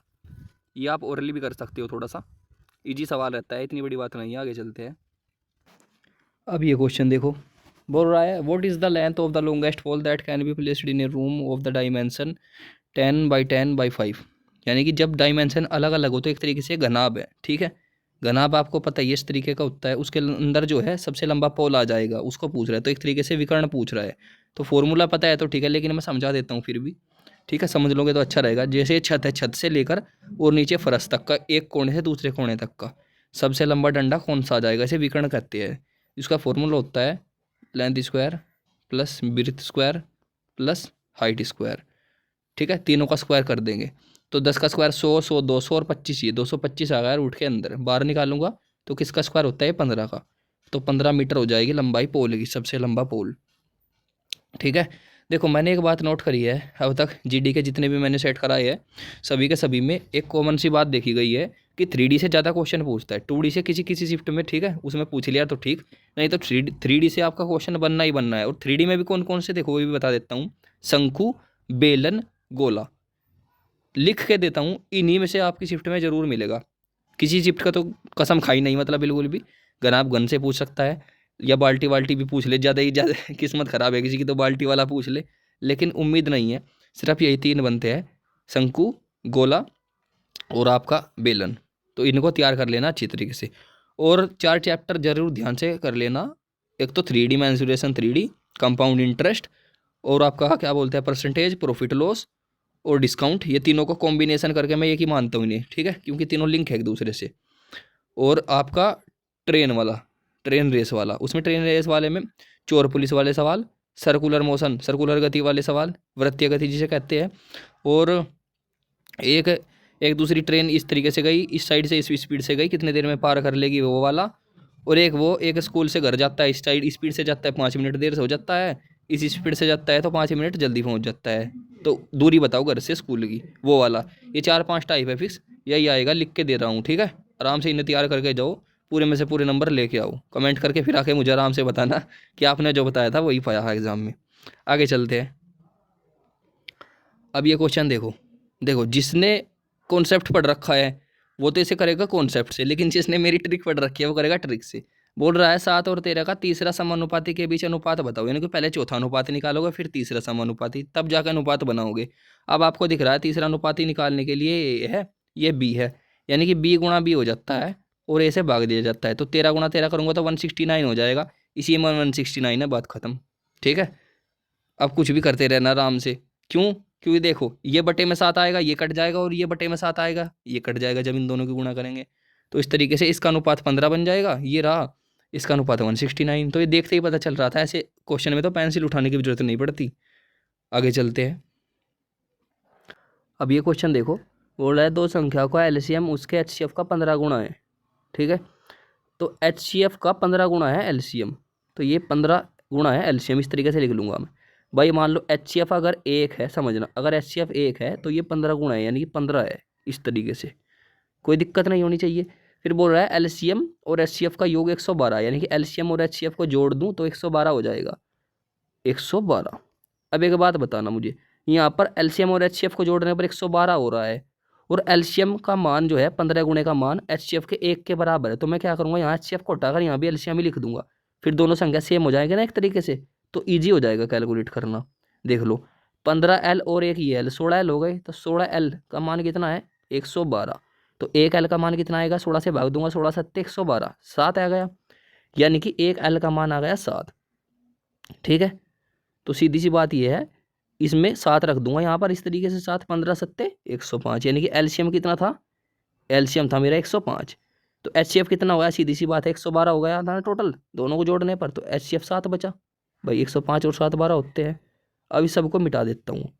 अब आपने सुना होगा फॉर्मूला, एलसीएम गुणा एचसीएफ बराबर पहली संख्या गुणा दूसरी संख्या, ये वाला, ठीक है। तो पहली संख्या हमें दे रखी थी 49 और दूसरी हमें निकालनी थी, इस तरीके से 7 से काटूंगा, 7 7 49, इस 7 से काटूंगा 15 7 105, यानी कि दूसरी संख्या कितनी आ गई 15, ऑप्शन नंबर 3। आगे चलते हैं। अब ये क्वेश्चन देखो, इसे तो आप कर ही लोगे उम्मीद करता हूँ, मैंने प्रॉफिट लॉस की क्लास करा रखी है, उसमें मैंने कराया था ये। बोल रहा है एक दुकानदार 12% के लाभ पर सामान बेचता है और 15% कम तोलता है। देखो इस तरफ तो मैं वजन कम लिखता हूँ, वजन कम, और इस तरफ मैं लिखता हूँ क्या, प्रॉफिट, लॉस या डिस्काउंट। ठीक है, इस तरफ लिखता हूँ। ये कॉस्ट प्राइस है, ये सेलिंग प्राइस। अब देखो 12% का लाभ हुआ, यानी कि 100 की चीज़ 112 में बेची, भाई प्रॉफिट इसी तरफ तो लिखना है ना। फिर आगे 15% कम वजन तोला, यानी कि 100 की 100 ग्राम तोलना था और तोला कितने उसने, 85%। ठीक है, 15% कम दूंगा, 85%, यानी कि 85 ग्राम मान लो, 85 किलो मान लो, कुछ भी मान लो, वो कम वजन इस तरफ लिखना होता है। ठीक है, मैंने इसी तरीके से आपको लिख कर दिखाया है। काट लो 100 से 100 कटा, यानी कि 85 रुपये की चीज़ आपने 112 में बेच दी एक तरीके से। ठीक है, कॉस्ट प्राइस सेलिंग प्राइस आपको दिख ही रहा है। तो कितने का फ़ायदा हुआ है आपको, 27 रुपये का। 15 12 27 कहीं पर हुआ, कॉस्ट प्राइस पर 85 पर, और परसेंट के लिए 100, इस तरीके से। ठीक है, अब देखो मेरे भाई, मैं से काटता हूँ, कहीं से कटेगा ये, 5 से काटता हूँ, 17 पंजे 85, 5 से काटूंगा 20 पंजे 100, यानी कि 27 दूनी 54, 540 को भाग देना है मुझे 17 से। 17 3 51, 3 आया, फिर आगे कितना बचा मेरा 30। ठीक है, 17 ही कम 17 फिर से चलेगा, तो 31.76 इसी में है। आगे चलते हैं। अब ये क्वेश्चन देखो, बोल रहा है एक संख्या 350 है, उसमें 20% की वृद्धि की। देखो 350 है, 350 में पहले तो 20% की वृद्धि की, 350 का 10%, देखो ये अपने आप में 100% होता है। जीरो से जीरो काट दो तो 10% का मान कितना है, 35, तो 20% का कितना आ जाएगा, 70, तो 70 की वृद्धि कर दूँ तो ये हो जाएगा 420। फिर बोल रहा है 25% की कमी की जाती है फिर, यानी कि 25% की कमी कर दो, तो इसका 50% कितना होता है, भाई सीधी सी बात है, 50% हो जाएगा इसका आधा, यानी कि 210, और 210 का भी आधा 25% हो जाएगा, यानी कि 105। तो अब 105 की कमी कर दूँ तो कितना बचा मेरे पास, 315, 315 बचा। तो इस तरीके से नई बनने वाली संख्या क्या था, आपसे कह रहा था, ये रही 315 आपकी संख्या। ठीक है, आगे चलते हैं। ये सवाल देखो, बोल रहा है उन संख्याओं का गुणनफल ज्ञात कीजिए जिनका HCF और LCM 8 और 40 है। आपको फॉर्मूले से ही पता लग जाएगा कि पहली संख्या गुणा तो दूसरी संख्या, यानी कि दोनों संख्या का गुणनफल बराबर होगा किसके, LCM और HCF के गुणनफल के। तो ये आपको दे ही रखा है कितना, 4 40 और 8, यानी कि दोनों की गुणा करूंगा 8 चौक 32, 320, यानी कि ये 320 इसके तो बराबर, सीधी सी बात होगा ना, ये बराबर इसीलिए तो लगा कर दिया है कि इनकी गुणा करूंगा और इनकी गुणा करूंगा तो दोनों बराबर हो जाएंगे, तो 320 ही आपका आंसर होगा।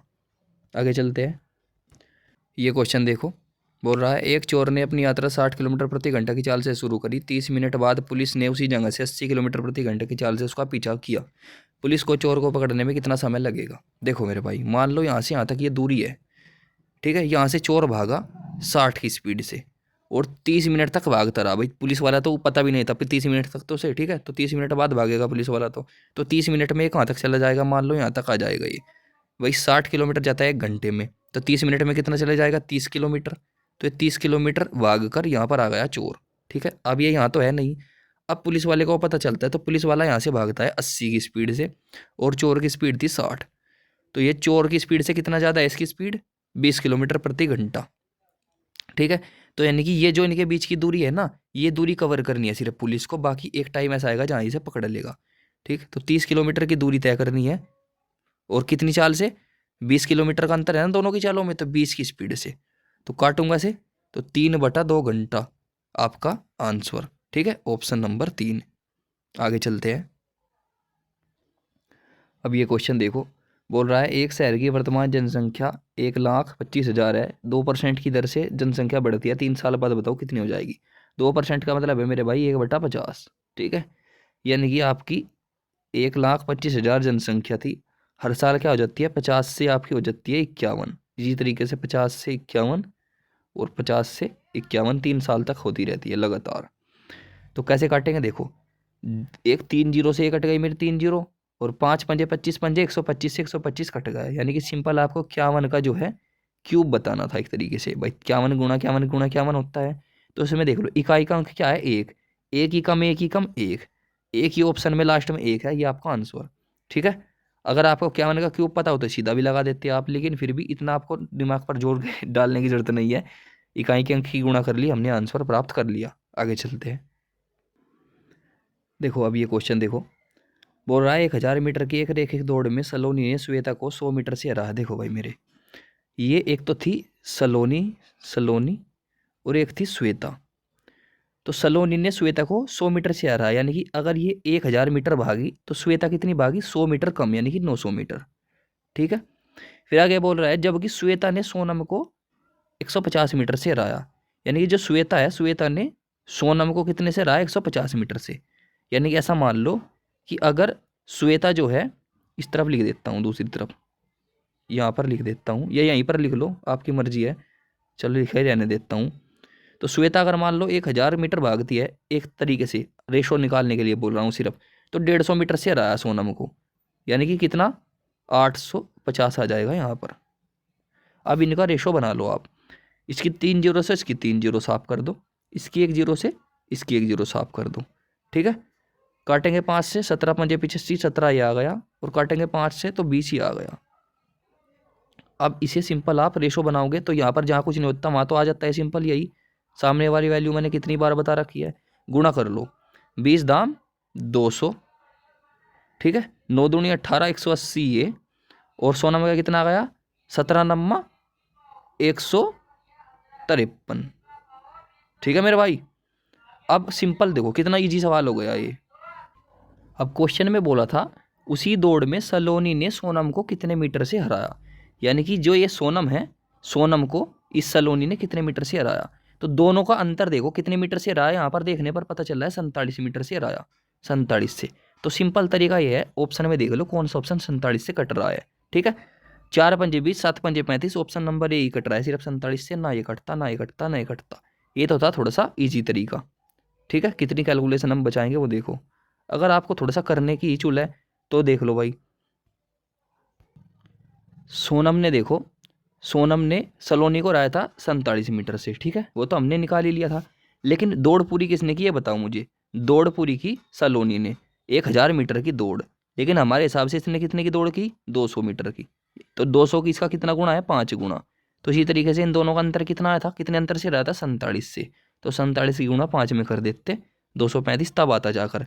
लेकिन मैं सीधा बता रहा हूँ आपको, इस चक्कर में नहीं पड़ना है आपको, जिस तरीके से मैंने कराया था शुरू में उसी तरीके से करना है। इन दोनों का अंतर आ जाता 47, 47 से देखते कौन सा ऑप्शन कट जाता। ठीक है। आगे चलते हैं। अब ये क्वेश्चन देखो, मैंने अभी करा दिया था कुछ देर पहले ऐसा ही क्वेश्चन, लेकिन फिर भी बता देता हूँ। अपने माल को 16% की हानि पर बेचा, इस तरफ सीपी लिखो, इस तरफ एसपी। ठीक है। हानि हो रही है, यानी कि 100 रुपये की चीज़ 84 में बेच दी। प्रॉफिट हो, लॉस हो, डिस्काउंट हो, इस तरफ लिखना है, और वजन कम लिखना है इस तरफ। ठीक है। वजन कम इस तरफ।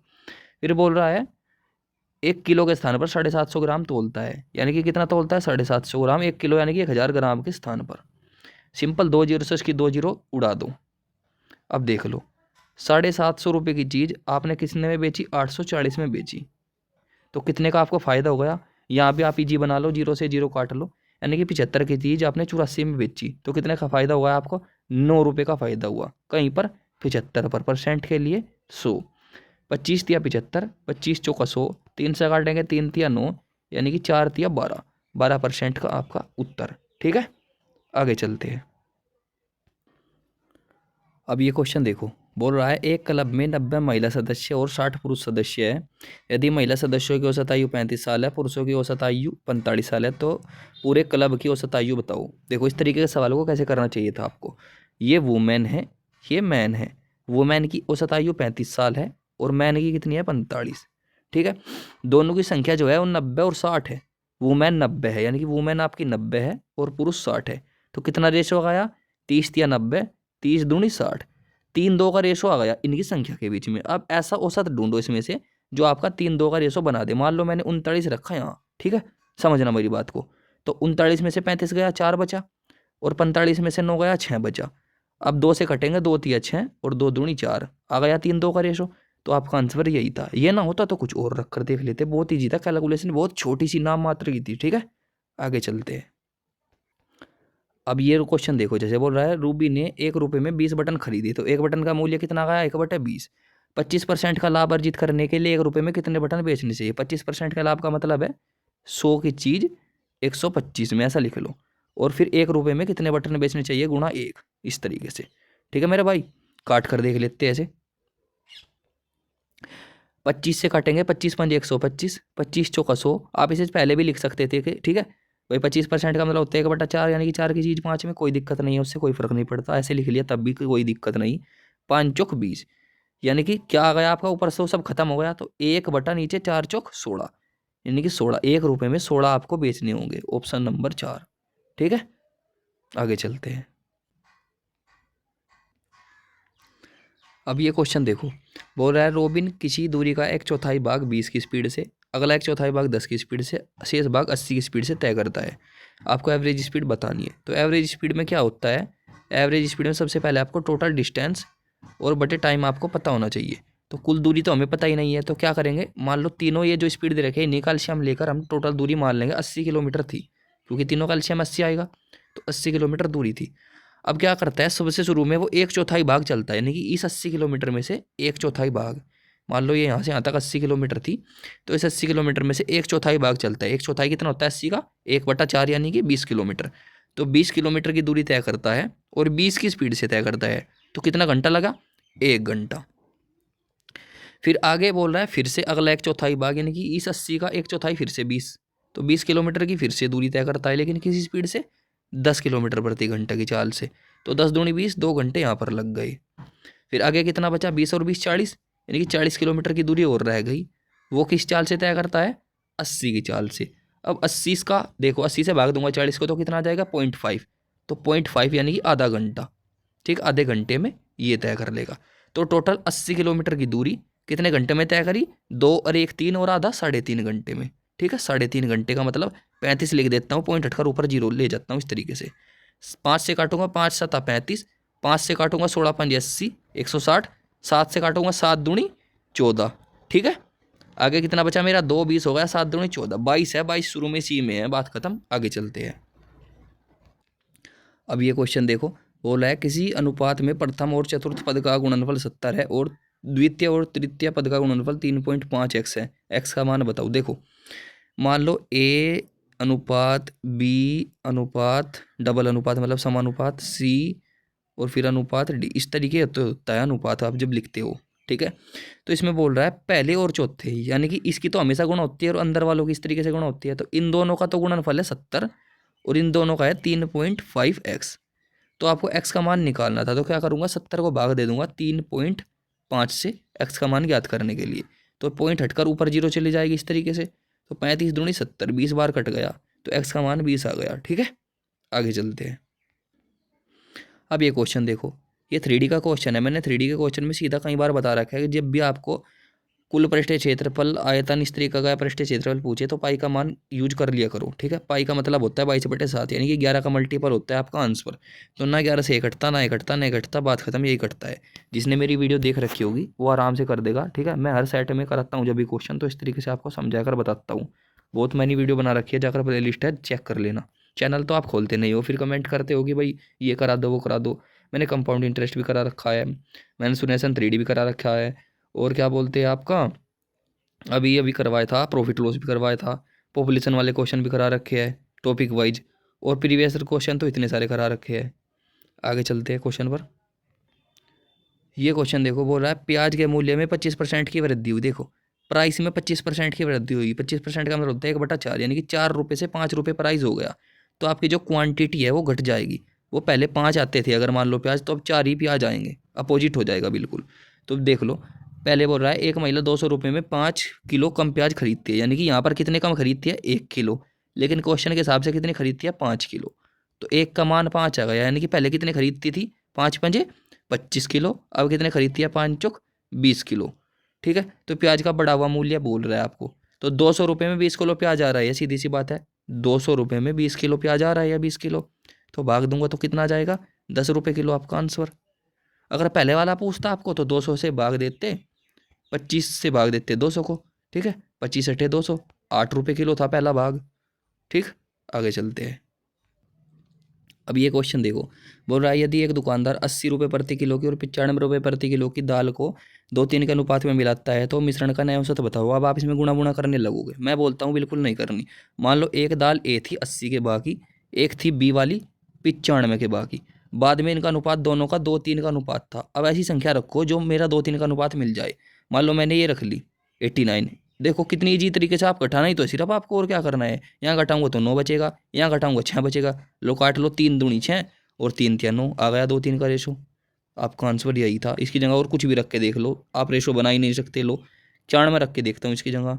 94 कितना आ गया मेरा, ये 11 आ गया घटकर। यहाँ पर कितना आया मेरा, 4 आया। बताओ 2 3 का रेशो बना क्या। लो और भी रख के देखता हूँ, 87 रख के देखता हूँ, यहाँ 7 का रेशो बन गया। ठीक है, और यहाँ पर कितना बन जाएगा आपका 8 का। बताओ कहाँ से बना 2 3 का रेशो। तो इस तरीके से आप बहुत ईजी तरीके से कर सकते हो, कुछ भी नहीं टाइम लगता। तो इस वीडियो में काफ़ी क्वेश्चन कर लिया हमने। ठीक है, आज इतने ही रखते हैं ऐसे, मेरे सर में दर्द हो चुका है अब लगातार मोबाइल कंटिन्यू देख देख कर। ठीक है, तो भाई 100 क्वेश्चन हुए या कम हुए थोड़े बहुत, जो कुछ भी एडजस्ट कर लेना चाहिए। में कमेंट करके ज़रूर बताना कैसी लगी वीडियो। कोशिश करूँगा आपके एग्ज़ाम से पहले एक बार फिर से आपको 50 100 जितने क्वेश्चन करा सकूँ एक वीडियो और करा दूँ। ठीक है।